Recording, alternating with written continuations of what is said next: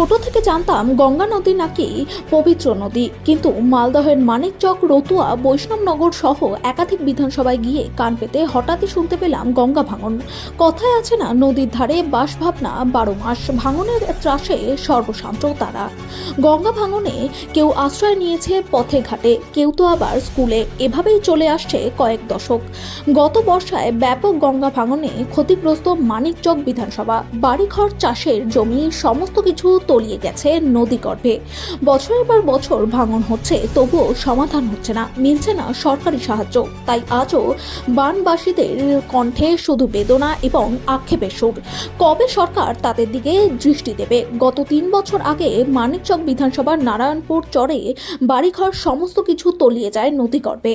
এরপর থেকে কেউ ত্রিপল খাটিয়ে, আবার কেউ টিনের ছাউনি করে বাঁধের নিচে আশ্রয় নিয়েছে, কিন্তু এখনো মেলেনি পুনর্বাসন।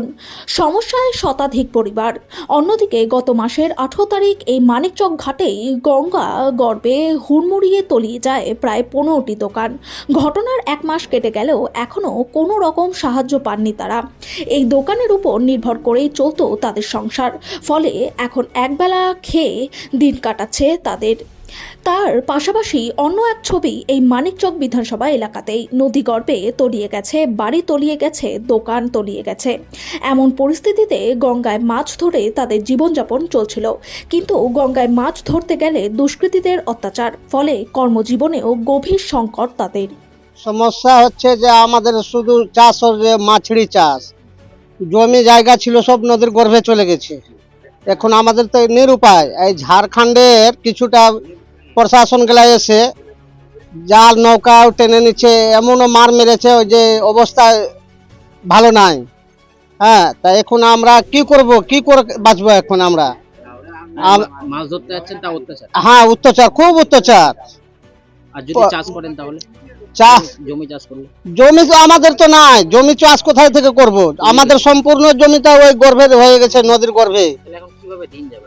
আমাদেরকে দিন কিভাবে যাবে? আমরা তো সরকারি ভাবে তো আমরা তো ওই মাছেরই চাষ করি, সব দিন তো আমরা মাছেরই চাষ করি। অল্প জমি 10 কাঠা 5 কাঠা আছে, তো ওটাও তো কেটে গেছে নদীতে। আমাদের আর নিরুপায় হয়ে গেছে এখন। আমাদেরকে যে অত অত টাকা পেঠাইলো, আর আমাদেরকে থাকবার জায়গা নাই, আর গোটা সরকার নিয়ে নিল না কি করলো আমাদেরকে? দেখেন তো এখন আমাদেরকে বাস্তায় আছে, আমরা লদ্দিতেই আছি, নদীর ধারেতে। সরকারকে কি মামা মা দয়া মায়া লাগে না? আমাদের দোকান ছিল বাঁধের ধারে, গঙ্গার ধারে। তো ওই গঙ্গা রাত্রেবেলা রাত 12টার দিকে কেটে সব পড়ে গেছে। 12-13টা দোকান কি 16টা 17টা দোকান, সব কিছু পাইনি কেউ। আমাদের এখান থেকে মানে আমরা আর কিছু হাত পা আলিয়ে ঘুরে বেড়াচ্ছি, আমাদের এখন কিছু নাই। তাহলে এখন কি করছেন?